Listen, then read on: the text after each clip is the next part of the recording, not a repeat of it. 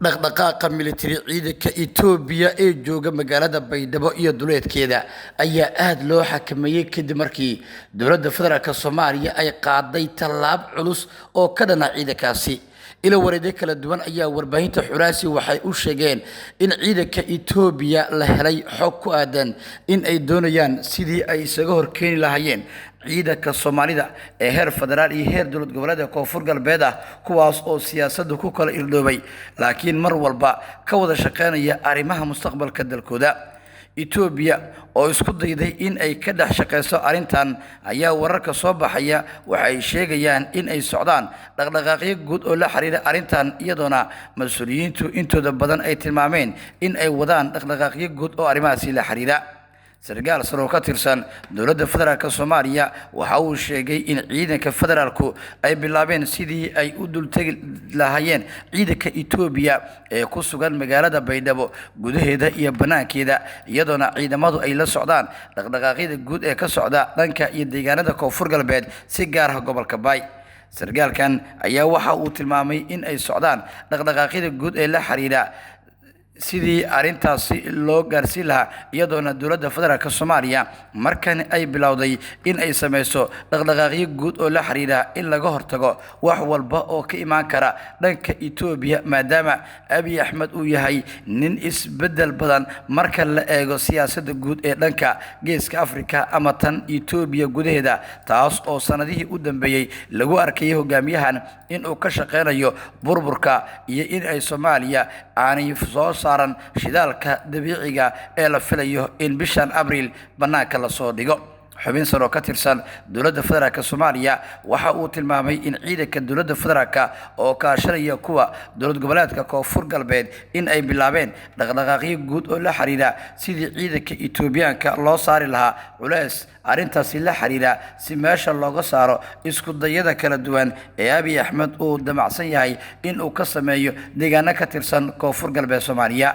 dowladda federaalka ayaa waxa ay saraakiil ka tirsan ay sheegeen in ay wadaan dhaqdhaqaaqyadii ugu dambeeyay iyadoo taasi lagu gaarayo hadafka ah in la sameeyo ujeedadaasi waana mid keentay in dowladda ay kordhiso isku dayada kala duwan ee arrimahaasi la xiriira.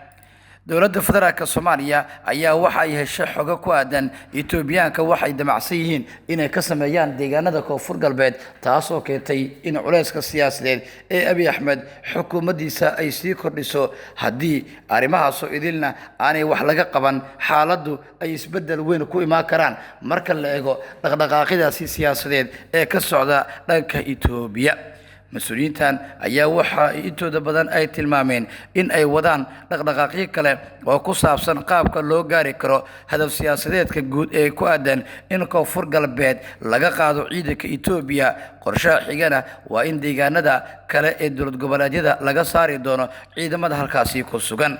wararka soo baxaya ayaa tilmaamaya in ay wadaan dhaqdhaqaaqyo guud oo la xiriira howlgallada socda iyadoona saraakiishii mas'uuliyiinta dowladda federaalka Soomaaliya ay markaan sheegeen in ay bilaabeen isku dayadii ugu dambeeyay ee diiradda lagu saarayay sidii Itoobiyaanka looga qabsan lahaa deegaanada ay ku sugan yihiin ciidankii federaalka la geey lahaana la diyaarshay taas oo ka dhigaysa in qorshaha markan uu noqon karo mid saldhigta marka la eego isku dayadaasi iyo ciidanka faraha badan ee dowladda federaalka Soomaaliya ay geysay deegaanada Koonfur Galbeed Soomaaliya.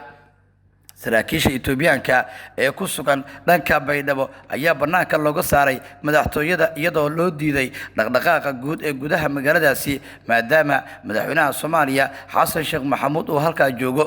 wararka soo baxaya ee laga helayo dhanka iyo Baydhabo waxa ay carabka ku dhufanayaan in isku dayadan ay yihiin qorshe weyn oo ay dowladda federaalka ku doonayso in ay ku sameyso isku dayada kala duwan ee arrimahani ku aadan si meesha looga saaro wax walba oo la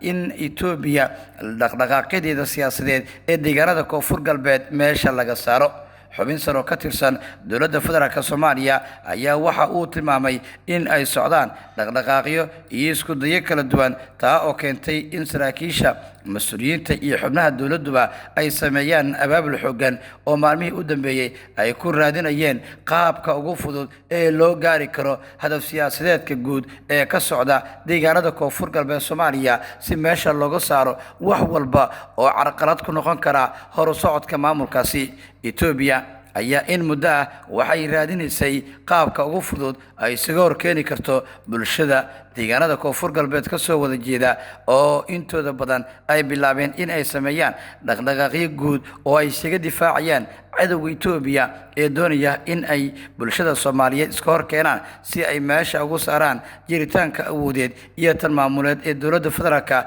ay la damacsan tahay dhanka koonfur galbeed sida hadalka loo dhigay. wixii warar iyo dhacdooyin arrimahan ka soo kordha baahinteena tan xigta ee warbaahinta Xuraansi ku daawo waad ku mahadsantahay daawashada iyo la socodka wararka iyaga.